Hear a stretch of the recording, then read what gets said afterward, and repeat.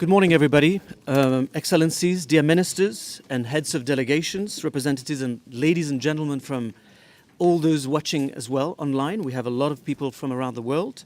My name is Yuvan Bijadar. I'm Senior Advisor to the Director General, and I will be your MC today. It's a pleasure to welcome you and to this session where the WTO Fisheries funding mechanism will be introduced. We have a distinct panel today with us. First of all, I'd like to welcome the Director General of the WTO, Her Excellency Dr. Ngozi Okonjo-Iweala, as well as the Chair of the Negotiating Group on Rules, His Excellency Ambassador Santiago Wills. We are also joined by DDG Angela Ellard, as well as a number of beneficiaries and donors from the WTO membership. We will also be joined at some stage by the FAO colleague, Andun Lem. We will take some questions and answers down the road, and the closing also will be by the DG. Without much further ado, allow me to give the floor to Dr. Ngozi. Well, thank you, Yuvan, and good morning, everyone. Excellencies, honorable ministers, heads of delegation, ladies and gentlemen. I'm really happy to welcome you to this morning's event, where we are trying to introduce the WTO Fisheries funding mechanism. This fund is timely. So many members have told us that they need capacity building, technical assistance, so as to better manage their fisheries and implement the disciplines that will be in the agreement. After all, we all know that a healthy, productive, sustainable blue economy is one where our oceans are replenished, where our fish stocks are also healthy, and where fishermen and fisherwomen who depend on such resources continue to earn a decent living. We're in the midst of negotiations where we hope we will finally see an agreement on the elimination of harmful fisheries subsidies, something world leaders have also tasked the WTO members to complete, SDG 14.6. We're just about 2 weeks away from the UN Oceans Conference to be held in Portugal, and we would like to make considerable progress on our fisheries subsidies agreement, as well as beginning work on this fisheries fund. I'm really happy to see that many WTO members have joined us today. That shows the importance of this fisheries subsidies agreement. Trying to negotiate away harmful fisheries subsidies is something that is important to all WTO members. So let me welcome you. I want to thank our panelists, both from the donor side as well as from the beneficiary side. I'm really excited. When we started this endeavor, we weren't clear that we were going to get any takers, and we had multiple discussions with the beneficiaries to get clarity on the use of resources and what they really needed, and then from the donors. And at the end of the day, we were able to be clear that this is something that will be incredibly important to help us help those who need it in order for them to be better able to manage our fisheries. So what we are going to do is that we'll ask the three potential beneficiaries, they're up here on the podium to speak, and then three potential donors to also speak for 3 minutes each. And of course, Ambassador Santiago Wills, chair of the Negotiating Group on Rules, who's been handling these fisheries subsidies negotiations, will also speak. And then joining us from Rome, I understand, online, is our FAO colleague, Mr. Odin Lem, Deputy Director of the Fisheries and Aquaculture Division of FAO. And FAO will be a principal partner of the fund, as will IFAD. So that is also something I do want to thank our technical partners, FAO and IFAD, for joining us on this. And we've also talked to World Bank and others for close cooperation and parallel financing, as well as bilaterals. We'll have a brief Q&A then. So let me just make clear that this fund is linked to the prospective new agreement on fisheries subsidies that is being negotiated as we speak. Minister O'Connor of New Zealand, I don't know if he's here. Damian O'Connor. He is not here, but there's a representative. Okay. He's kindly serving as facilitator for this issue at MC12, along with Santiago, DDG Alad, and the whole team.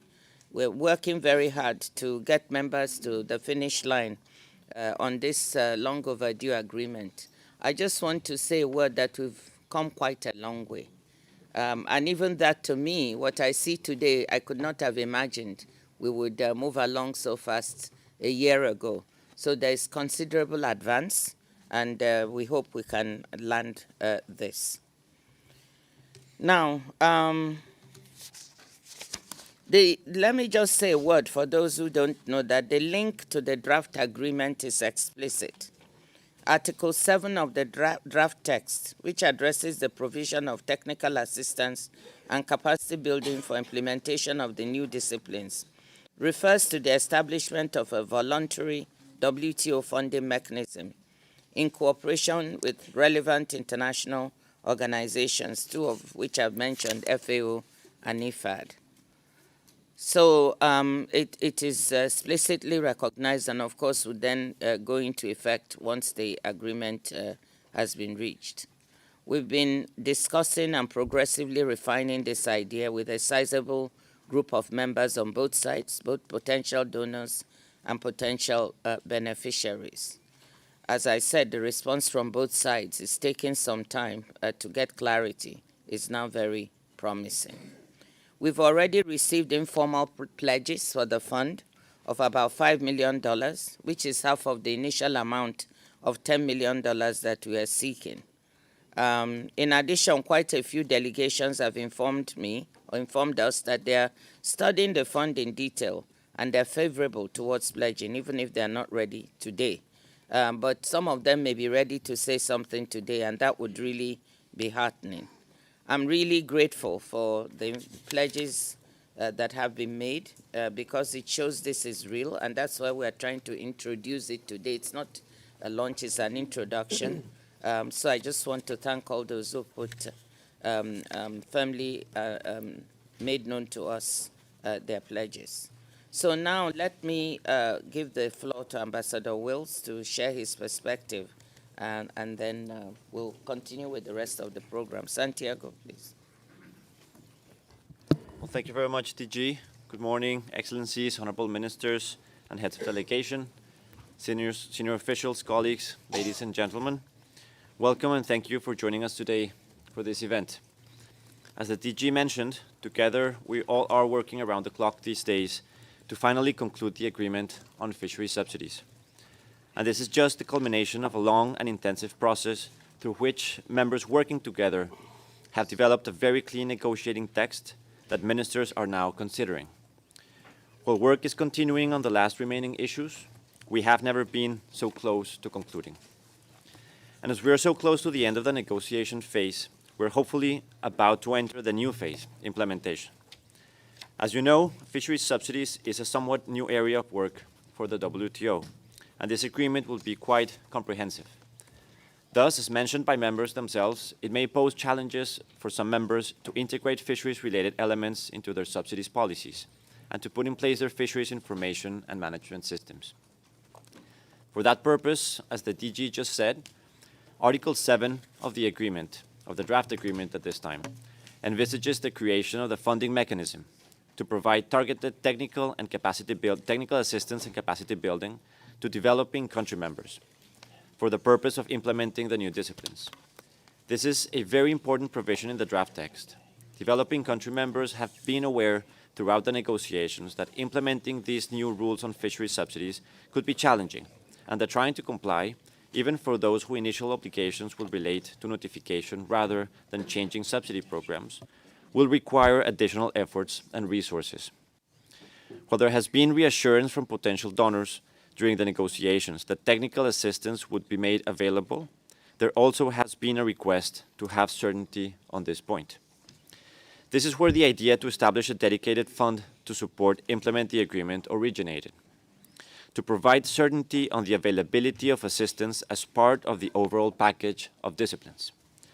The way the fund is structured mirrors how the new disciplines will operate, as the disciplines will implicate both subsidy policies, the typical domain of the WTO, and fisheries sustainability, a domain also supported by other international organizations.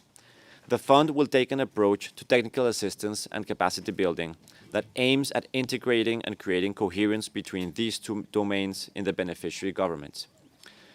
This is why Article 7 refers explicitly to cooperation with such other organizations, including the UN Food and Agriculture Organization and the International Fund for Agricultural Development. As planning for the fund has progressed these past months, I have been very happy and encouraged to hear of the positive engagement of these and other organizations as future partners to the WTO. I know that we have a speaker from FAO today. You can see him in the screen. And this is a very positive sign of FAO's interest in this cooperation with the WTO. Let me close by thanking the members that have been working together so far on elaborating the plans for the fund for your efforts, and everyone else here today for your interest in supporting this very important funding mechanism. I'm sure it will play an important role in the success of the agreement on fisheries subsidies in achieving its objectives. And this will mean greater sustainability in fishing and greater abundance of fish for the benefit of all here today and the generations to come. Let me remind you all, however, that first we need to get an agreement that will be implemented. So let us keep working hard to successfully conclude it in the following day or two. Thank you again for joining this event. And now let me pass the floor back to the Director General. Thank you very much, Santiago. And we can go directly now to the remarks of the panel. Let me first call on the Philippines. Her Excellency Ms. Shaw Marie Natividad, Undersecretary for Agri-Industrialization and Fisheries of the Philippines. Director General Ngozi, Ambassador Wills, Excellencies and colleagues, good morning. We thank the Director General and Ambassador Wills. The envisioned fisheries funding mechanism is important for the effective implementation of Article 7 of the draft agreement on fisheries subsidies, which aims to make available targeted financial, technical assistance and capacity building. The Philippines has undertaken initiatives and research on science-based approaches to sustainable fisheries management and will benefit from funding grants that will enhance its capacity and technical knowledge towards ensuring up-to-date resource management mechanisms. As the Philippines enhances our capacity, we stand ready to collaborate and cooperate with other WTO members for holistic fisheries management anchored on an ecosystems-based approach and which promotes the latest technologies on fisheries stock assessment and tools for data collection. The Philippines, on its part, will endeavor to integrate elements included in the concept note as priorities in its trade-related technical assistance projects and sustainable fisheries management programs, and wish the WTO and the Director General success in this MC12 and beyond. Thank you. Thank you very much, Secretary General. Let me now call on Her Excellency Ambassador Usha Dakwa Kanabadi of Mauritius. Thank you, and good morning to all. Thank you, Chair. Excellencies, I don't have written notes, but I want to share this with you. I'm from a very small island called Mauritius, and if you ask half the people in this room how to situate it on a map, they probably won't be able to do so. I don't blame them. It's just a small dot. We are very small. When we are asked to implement an agreement, it becomes a big challenge for us because of capacity constraints. But you know, for all the small territorial mass that we may be, our land, our sea area is so much bigger. In the case of Mauritius, my sea domain is like the size of France and Germany put together. So it just gives you a sort of understanding of how difficult it comes to control that. So again, as many small islands, we take our commitments to the WTO very seriously. So when it comes to implementing the fisheries agreement, the first thing we'll think of doing is information gathering, notifications. We believe transparency is something extremely important in the context of this agreement. because we have all agreed to do this agreement for sustainability, to make sure our oceans are well managed. So we all need to play our part in that one. So we are thankful to this fund, but we want the fund to operate in the simplest manner possible. Of priority for us will be access to the funds. We have some weak examples from the Trade Facilitation Fund. I think this one has drawn lessons from that, and we're hoping that we should be able to access the funds on this one in a simplified manner. The objective should be whether the measures we are taking, whether the project we're putting forward is a project that will achieve sustainability. That should be the only criterion, not whether I have a lot of money, not whether I'm rich, not whether I'm poor, but are you going to do measures that will help you achieve what this fisheries agreement was supposed to achieve. So we're looking forward to this, and we want to thank the DG for all her dynamic efforts in doing this, and we really want to thank the donors. We know it's not always easy, we come knocking on the door, but please make sure your money is well used, simplified, and that in a year's time, when we look at the operation of the fund, we can say, yes, we gave this money and it has been used for 50 funds. Not we gave this money and it hasn't been used. So we look forward to receiving the funds for that purpose. Thank you again. Thank you very much, Ambassador Osha. Let me now turn to the donor side and ask His Excellency, the Minister of Fisheries for the EU, Minister Sinkevicius. Thank you very much, WTO Director General, for, of course, this initiative and support, and thank you for the invitation and for this opportunity to present the EU's commitment to support sustainable fisheries worldwide. The EU is doing utmost for the conclusion of this agreement on fisheries subsidy, and of course I hope that in the thematic session which will follow we can take a big step forward. Fishing is fundamental for our coastal communities, and many governments provide support, for example, for selective gear, better monitoring and control, or improve the health and safety of our fisheries. But without sufficient fisheries management measures, certain fisheries subsidies may have harmful effects on the fish stocks, and the diminishing fisheries resources would hurt most those who rely on fishing for livelihood and nutrition. So the agreement on fisheries subsidies is the WTO's opportunity to contribute to the sustainability of our oceans for the generations to come. And it's our sheer obligation stemming from the UN Sustainable Development Goal 14.6. It will link the sustainable management of fisheries with the ability to provide subsidies. So you surely know that the EU and the EU member states is already among the biggest contributors, both to WTO funds and to programs to improve sustainable fisheries management in developing countries. For example, bilaterally, we support for technical assistance and capacity building to enhance our partners' overall fisheries management, stock assessment and control capacity, as well as the sustainable development of their artisanal fishing sector. But let's not forget the regional dimension, so important for fisheries and cooperation. And the EU is also funding cross-regional program EcoFish, which has overall objective to enhance equitable economic growth by promoting sustainable fisheries in Eastern Africa, Southern Africa, and the Indian region.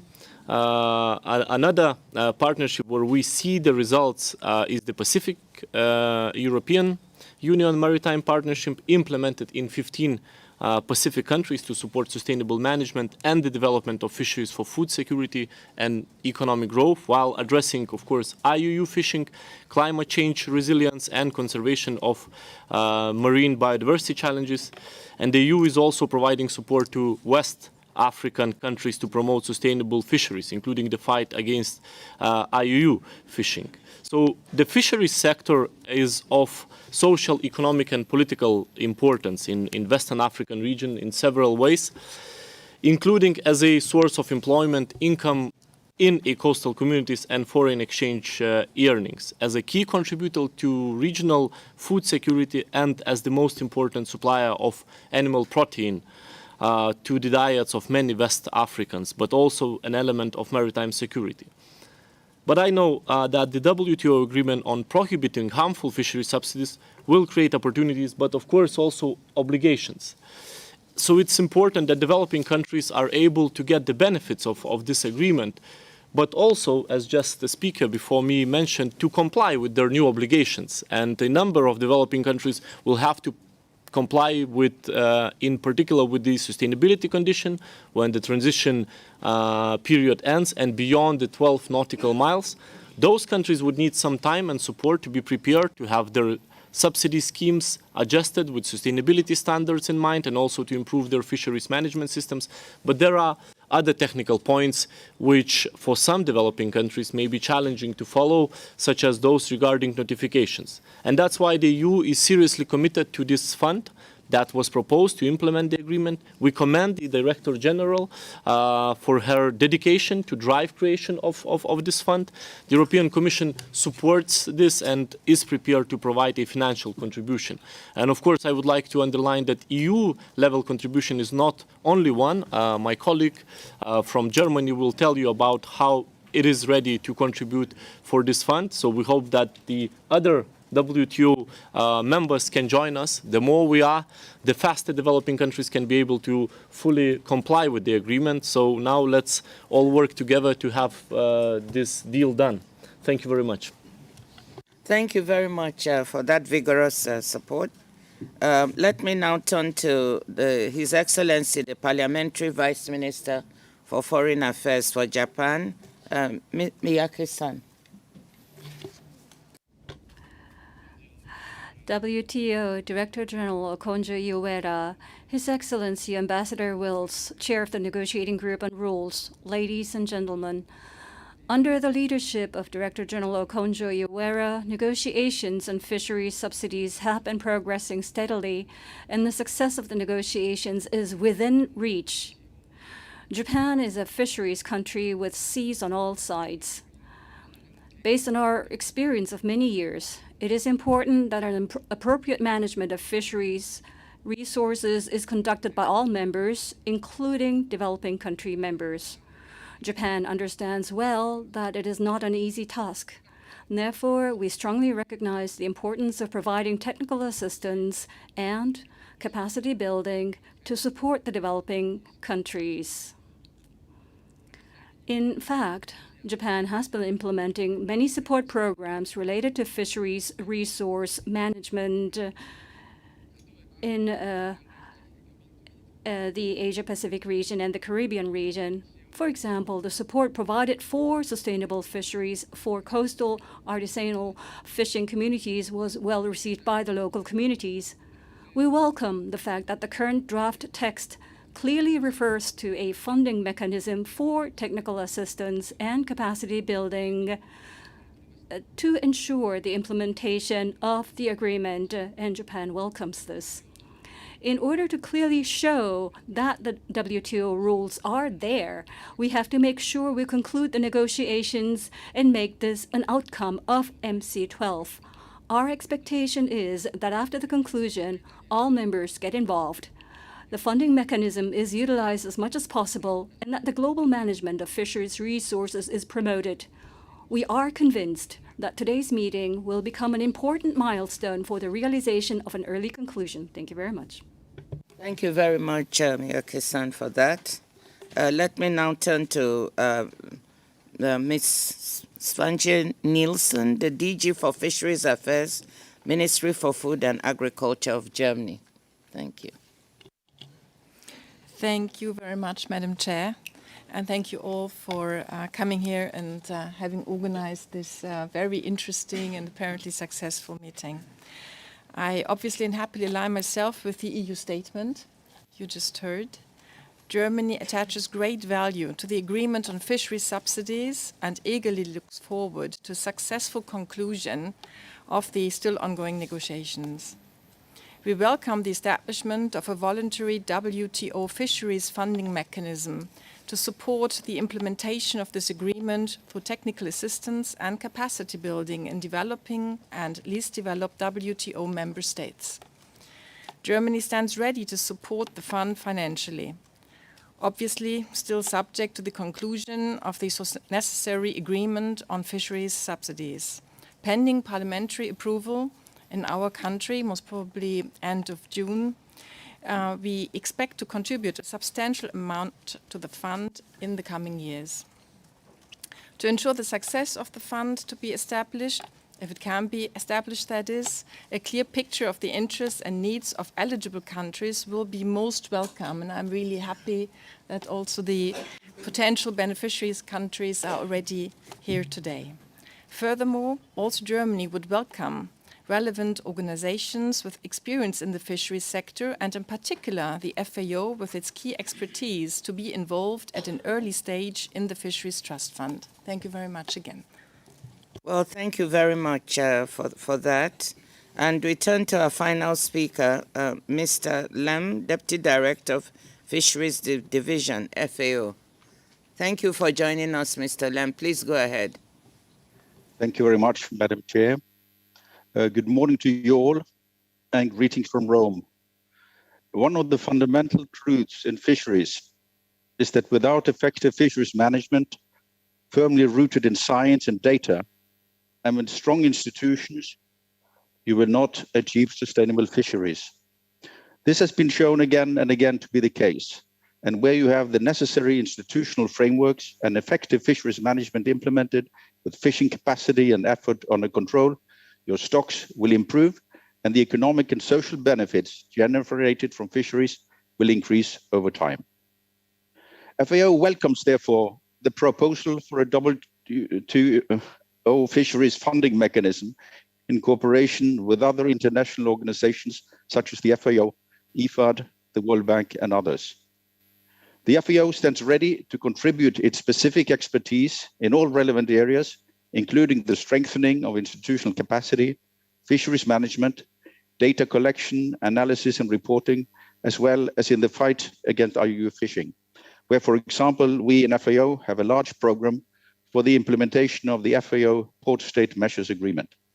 Madam Chair, ladies and gentlemen, I've been following the issue of fisheries subsidies since the ministerial meeting in 2003 in Cancun, almost 20 years ago. It's my firm conviction that the solution is now within your grasp. Let me assure you again that FAO stands ready to provide the necessary technical support for its implementation. Thank you very much. Well, thank you very much. And I want to thank all the speakers for being so efficient and concise this morning. So we've heard the speakers. We are grateful to both the beneficiaries and potential donors. We will probably be starting the fisheries discussion soon, but I think I wouldn't mind taking one or two comments or questions from the floor, and then we will wrap this up, if there are any.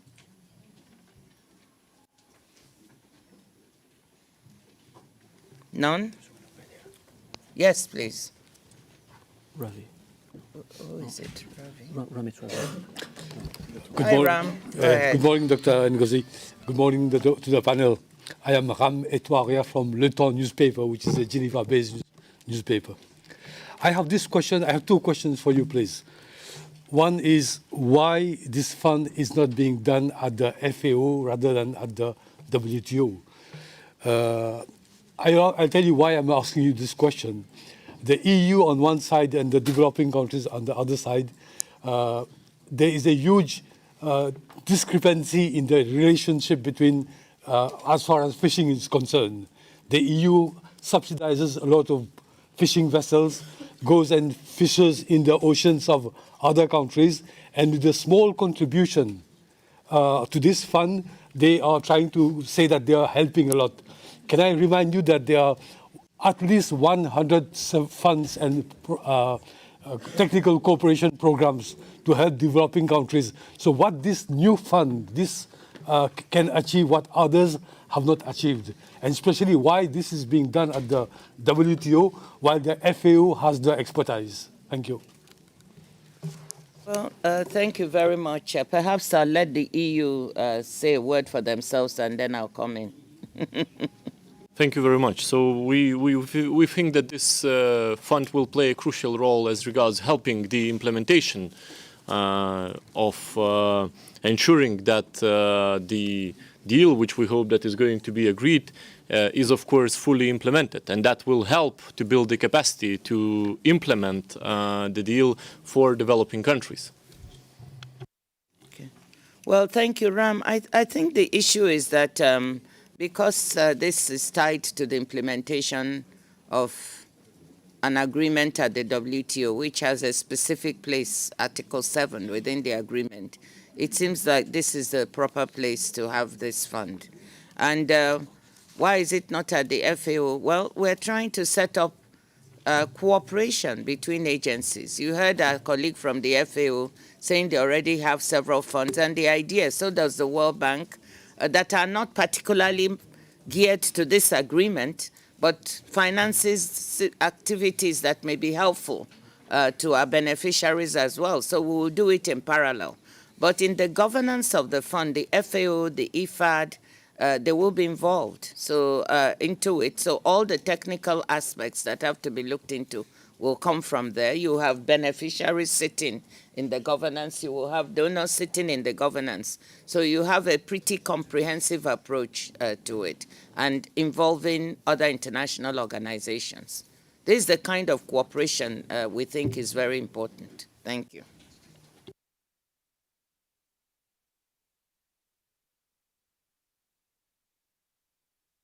Comment from Mauritius, and then I can't see your face. Thank you, Chair. Yeah. I just wanted to make one sort of request in terms of the modalities that will be established for the fund. Have to make sure that it is all inclusive, so that those who really are concerned that basically we don't have criteria such as income per capita, things like that, because at the end of the day it happens sometimes that you do have funds, but the beneficiaries are only a number of countries, but not all countries. So I think that the modalities should be such that all countries that require the assistance, that they do get the assistance. Thank you very much.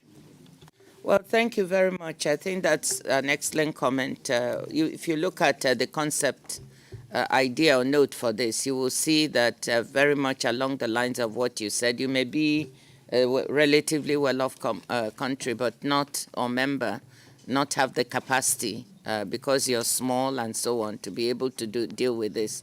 And like Ambassador Kanabade said, we have many small island nations in the Pacific and elsewhere who don't have that capacity. So yes, thank you. So that I'll just take two more. The Dominican Republic, please. Thank you very much, Director General. More than a question, I have a few comments or observations to make about the initiative.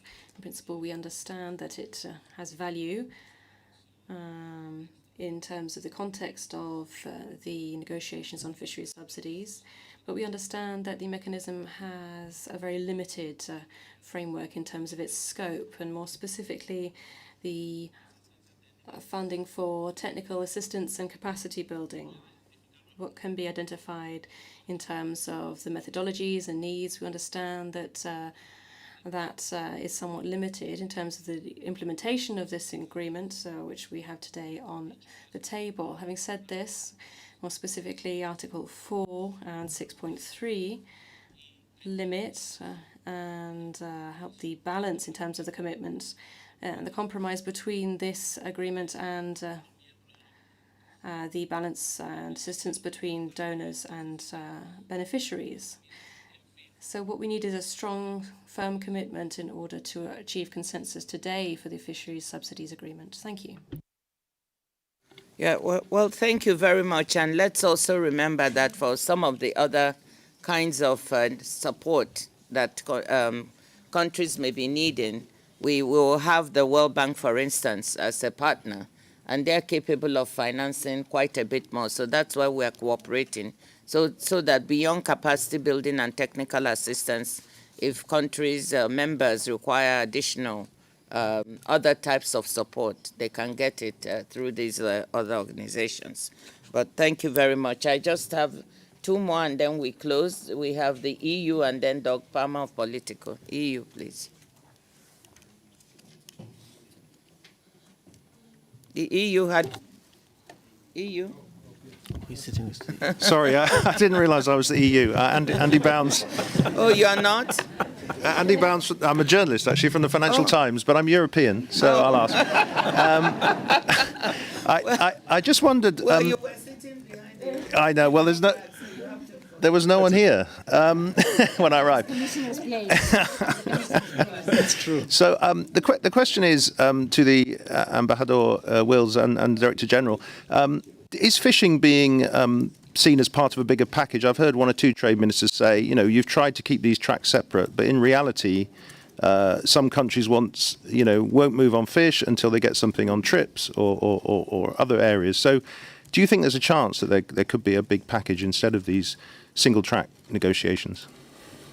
Well, this is how you have. This is an interesting question. I mean, in the past, this is how sometimes things have worked in these negotiations. Mark you, this is my first ministerial, where delegations sometimes hinge approval of one on the other, and there's a little bit of give and take here and there, and that does happen. We are trying to discourage that and try to see if we can keep our negotiations within tracks. Are we going to be completely successful? I'm not sure. Some of that will happen, but it would be much, much better if we could keep things within tracks, so that if you're going to make trade-offs, it's within the same package rather than across. And we are trying very hard to do that, but we may not completely succeed. So we'll see where we end up. Yeah, that's the true answer. Santiago, do you want to add? Thank you, TG. Well, maybe just to add that, I can't speak on or second guess members' intentions on how they're seeing their horizontal idea of outcomes in MC12, but only speaking on behalf of the side of fisheries, it's something I've been saying to members as well. This is a very unique negotiations in the WTO because we're discussing sustainability. And in my personal view, it's very hard to trade off sustainability when this is an issue of the public good. This is the common goods of the public commons. So I've been trying my best to send this message to members that it is not an opportunity to trade off on sustainability of the ocean. It's not the right opportunity to trade off the sustainability of future generations that depend on the resources of the marine resources. So this has been my message. I hope the members take it. Thank you very much. And finally, Doug Palmer. Doug. Thanks. I had sort of a similar question, which is, I understand it's your birthday, or was your birthday yesterday, and it was Minister Goyal's birthday yesterday, and you want a successful ministerial for your birthday, and Minister Goyal wants public stockholding addressed at this ministerial. Can you both get your birthday wish? Doug, that is such a clever question. We all have wishes, isn't it? And we all have dreams. And sometimes not all of those dreams can be fulfilled. So my own dream for my birthday is to get a successful ministerial, as you said, and that the definition is very important. And I've made that very clear. 1 or 2 packages passed in comparison to past ministerials where we've been absolutely stuck. I've not been able to come up with anything much. I think that would do. Now, I don't know what Minister Goyal's dream is, so he's not here to speak for himself. I don't know if there's India in the room. Maybe they can speak for Minister Goyal. But let's see how we get on. Thank you. Morocco, please. Merci, Madame. Thank you very much, Madam Director General. We should like to thank you for this initiative, for this Technical Assistance Fund, but I should just like to add that we have heard from the beneficiary countries and we have heard from the donor countries, and developing countries and developed countries.